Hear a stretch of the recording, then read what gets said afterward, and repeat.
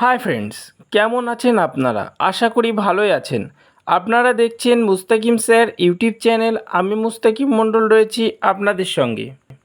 আজ আমরা 330 watt off-grid solar system খুব সহজ সরল ও সায়েন্টিফিকভাবে সংযোগ করে দেখাবো।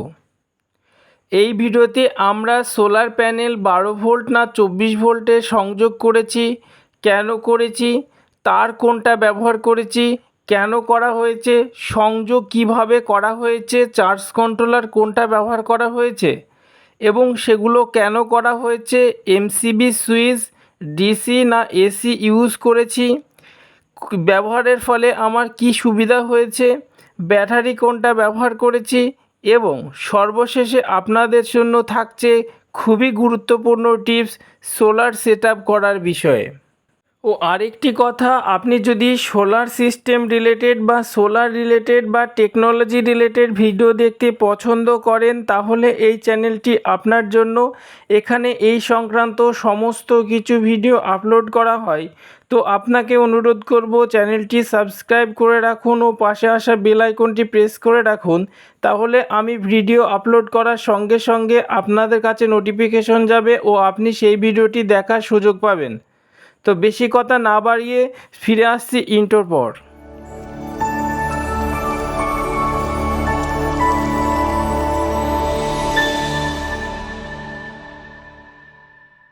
আজ আমরা এই 330 ওয়াটের অফগ্রিড সোলার সিস্টেম, এখানে দুটো সোলার প্যানেল ব্যবহার করা হয়েছে। 12 ভোল্টের 165 ওয়াটের পলিক্রিস্টালাইন লুমিনাস কোম্পানির সোলার প্যানেল।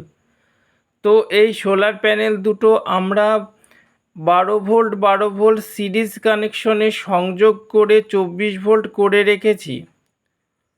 ও এটা দেখুন, আমি একটা লোহার স্ট্রাকচারের ওপরে এটাকে সেট আপ করেছি। তো আমরা এটা 24 ভোল্ট করলে একটা সুবিধা হয় যে ভোল্টেজে ও অ্যাম্পিয়ারের যে লস, অর্থাৎ ডিসি সিস্টেমের যে লস, সেই লসের পরিমাণটা অনেকটা কম হয়। এই জন্য আমরা 24 ভোল্ট সিস্টেম করেছি।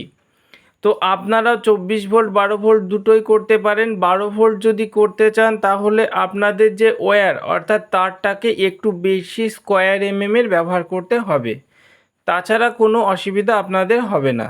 তো এবার চলুন প্যানেলের নিচে আমরা ওয়্যারটি কানেকশনের বিষয়টি বুঝে নিই। দেখুন, আমার প্রত্যেকটা সোলার প্যানেল থেকে দুটো করে তার এসেছে, একটা প্লাস একটা মাইনাস।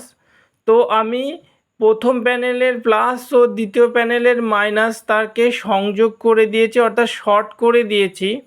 ও বাকি যে দুটো প্লাস ও মাইনাস তার পড়ে রয়েছে সেই তার দুটো আমি আমার বাড়ির যে আউটপুট অংশ অর্থাৎ ইনপুট অংশ, সেই ইনপুট অংশের সঙ্গে সংযোগ করেছি ও এই পাইপের মধ্য দিয়ে দেখুন ঘরের ভিতরে প্রবেশ করেছে। এবার সোলার থেকে আসা এই প্লাস মাইনাস তার কিভাবে ঘরের ভিতরে সেট করা আছে সেটার জন্য চলুন ঘরের ভিতরে।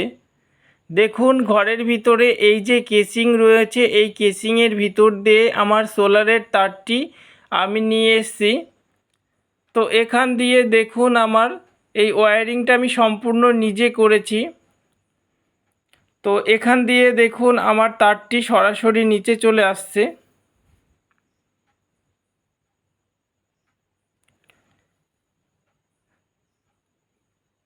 আপনারাও খুব এই রকমভাবে বাড়িতে নিজে নিজে সেট আপ করতে পারেন।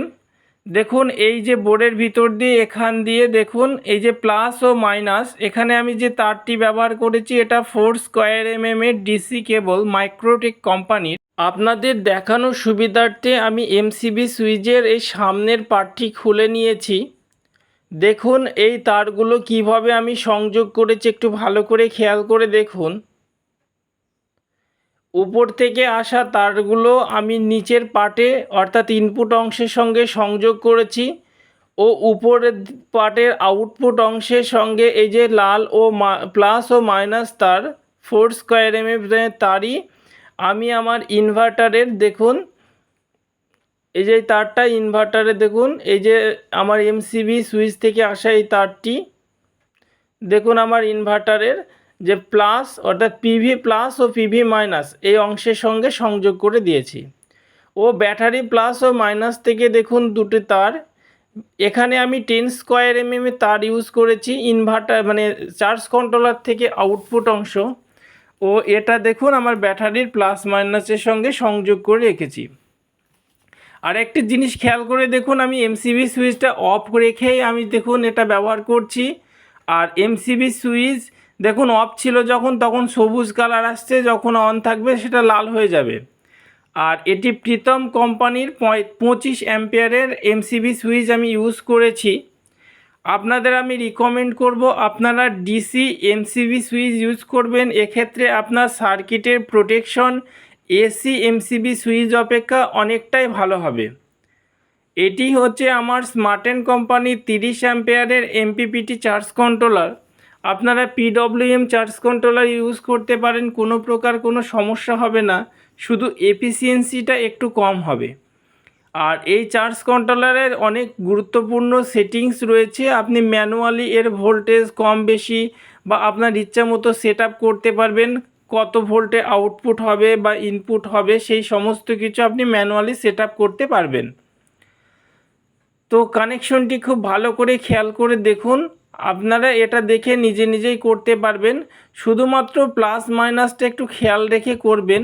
দেখুন পাশের এই যে আউটপুট অংশ, এখানে আমি যদি মানে অটোমেটিক যদি আমি ইনভার্টার ইউজ করতে চাইতাম বা ইউজ করতাম তাহলে এটা ইউজ করতাম, ব্যবহার হতো।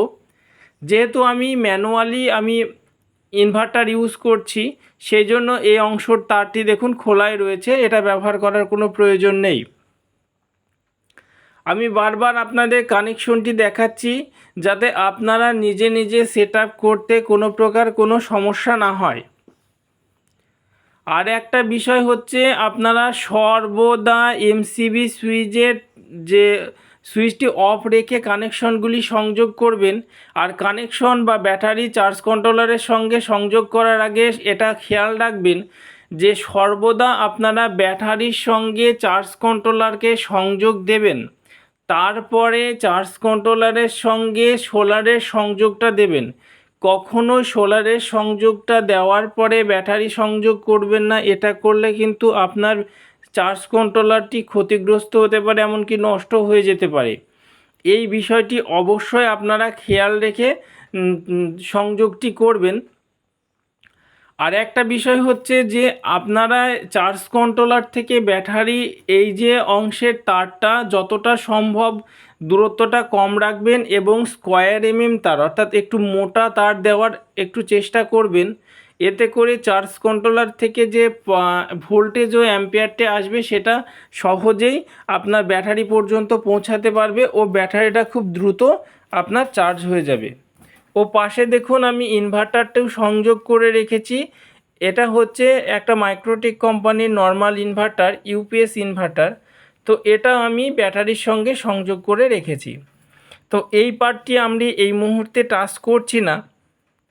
এবার দেখুন আমি ডিসি এখান থেকে আউটপুট নেওয়ার জন্য দুটো তার আমি আলাদা করে লাগিয়ে রেখেছি ব্যাটারির সঙ্গে।